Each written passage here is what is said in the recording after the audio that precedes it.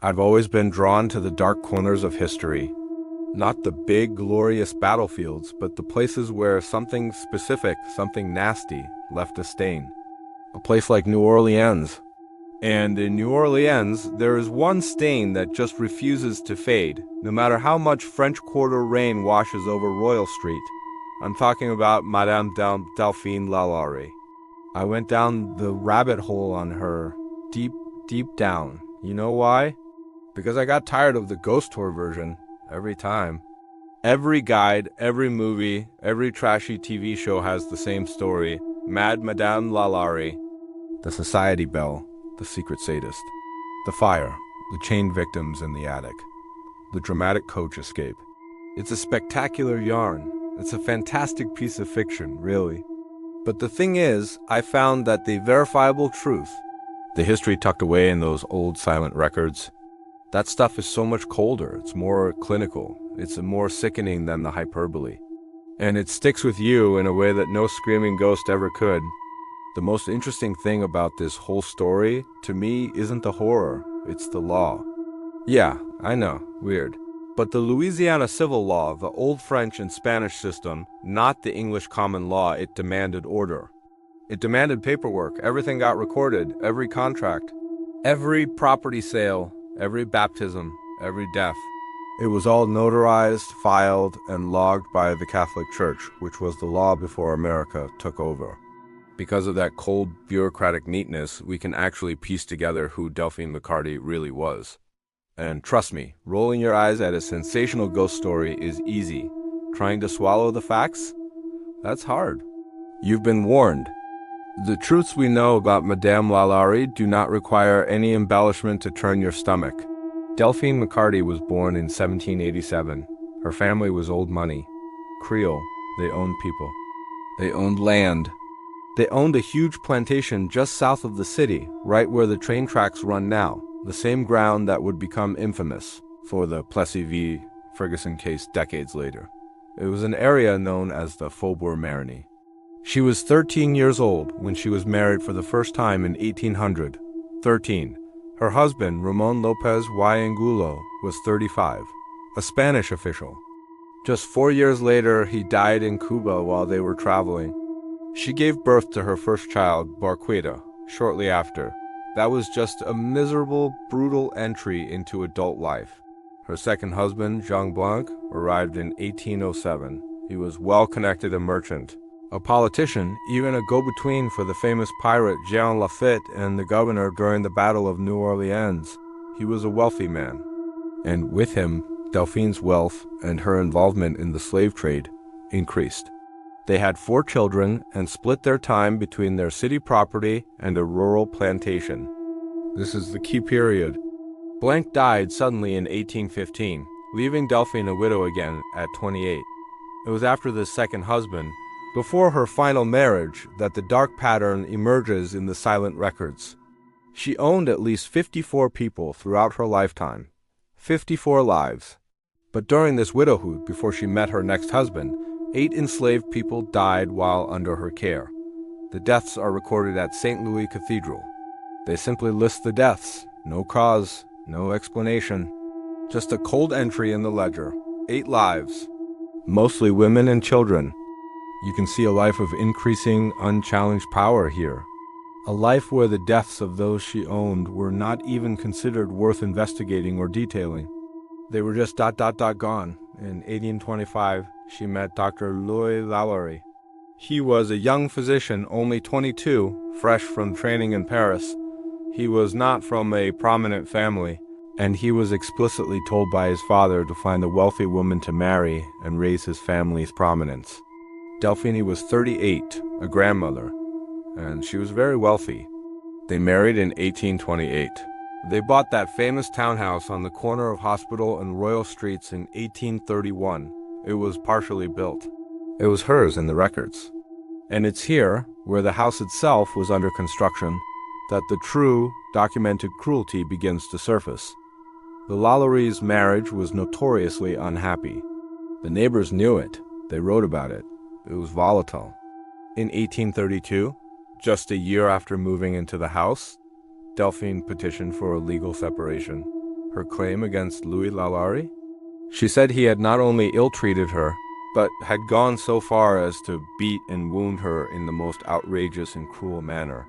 It's a brutal, unsettling detail, isn't it? Her cruelty wasn't an isolated anomaly against a specific group. It was just her nature. It makes you wonder. It makes you feel that the cruelty of the era wasn't just defined by gender or race, but by the raw, unchallenged power to inflict pain on anyone who was beneath you.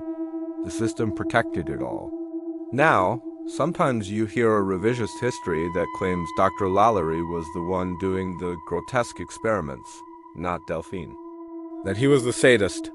But this narrative conveniently protects the historical record of the white man, doesn't it? It maintains the patriarchal hierarchy. The evidence is clear. Delphine's savagery was present long before he arrived, and her own legal petition shows the level of domestic violence she was subjected to and capable of. Despite the separation, the doctor still conducted business with her and was often at the Royal Street home, which brings us to the morning that ended everything. It was the morning of April 10th, 1834. The kitchen, which was a separate outbuilding attached to the mansion, caught fire. The LaLauries, according to their neighbor, Judge Jacques-Francois Canonge, were frantically pulling valuables out of the main house. Not people, valuables, antiques. The judge urged them, he implored them, to rescue the enslaved people. His specific words were for them to have the slaves removed to a place of safety. Dr. LaLaurie's reported reply was chilling. An insult. He said, there are persons who would do much better by remaining at home than visiting others to dictate to them laws ... But the judge, God bless him, didn't listen. He wouldn't have it. He ordered the doors broken down. The horror they found was instant. It was shocking. It was beyond the pale, even for 1834. They found 7 enslaved people from a locked room chained, mutilated, and brutally starved. The injuries were beyond mere punishment. They were grotesque. They were medically bizarre. They spoke of calculated, sustained sadistic torment. The sight was so shocking, so outside the bounds of even public tolerance, that a mob immediately descended. They surrounded the house. They didn't wait for justice. They didn't wait for the law. They started tearing the mansion apart, stone by stone, everything that hadn't burned. The 7 survivors were taken to the Cabildo, but they didn't get privacy. They became a public spectacle. The accounts vary. Some say 2,000 people, some say 4,000, but thousands of New Orleanians bore witness to the physical evidence of Delphine's secret acts. Her crime was not the act of cruelty itself, but the exposure of it. The scale was too much to ignore. Delphine fled. She slipped out, escaping New Orleans by coach, and eventually making her way to Mobile, Alabama, and then to Paris, where she lived out the rest of her life in exile. Her escape from justice remains the final, heavy detail of the legend. The story went viral. It was a 19th century media sensation. Newspapers across the country, and even abroad, reprinted the scandalous accounts for months. The virus of the story has never been cured. But what about the house? It was purchased and rebuilt. The mansion has had many owners. In 1845, it first became a school, Franklin High School. Later, it was a music conservatory, an apartment building. It was home to Sicilian and Italian fruit and vegetable vendors in the late 19th century. Then, in the 1890s, an Italian immigrant named Fortunato Greco bought the building. He was shrewd. He noticed the crowds of curious people gawking at the house. He was seemingly the first owner to actively capitalize on the ghost story. He charged people 10 cents each to come and see the haunted house. Others followed, charging tenants to clank chains and dress in sheets to help the illusion along. The house, this monument to documented, horrific human suffering, became a money-making commodity. It became a spectacle. And what about the famous details of the legend? The bricked-up window, the one where the young enslaved girl Leah supposedly jumped to her death to avoid the whip? Well, the house was only 2 stories when Delphine lived there. The 3rd story was added later in the 19th century. That bricked-up window was likely an architectural change, not a suicide portal. The facts anchor the story, even if they sometimes contradict the movie-ready moment. Delphine was buried in Paris. Then she was exhumed and reburied in St. Louis Cemetery, No. 1, near her family. That decaying plaque, discovered in the 1940s, was purchased by her son, Paulin Blanc. Her death wasn't a dramatic run-in with a wild boar on a hunting trip, as some tours suggest. She died in 1849, probably of illness. The important thing is this: the fire ruined her children's lives. After the scandal, 3 of her 6 children who were reliant on her, Pauline, Laure, and Jean-Louis, never worked and never married. They lived with her in Paris, forever reliant on her, their lives derailed by the public exposure of their mother's depravity.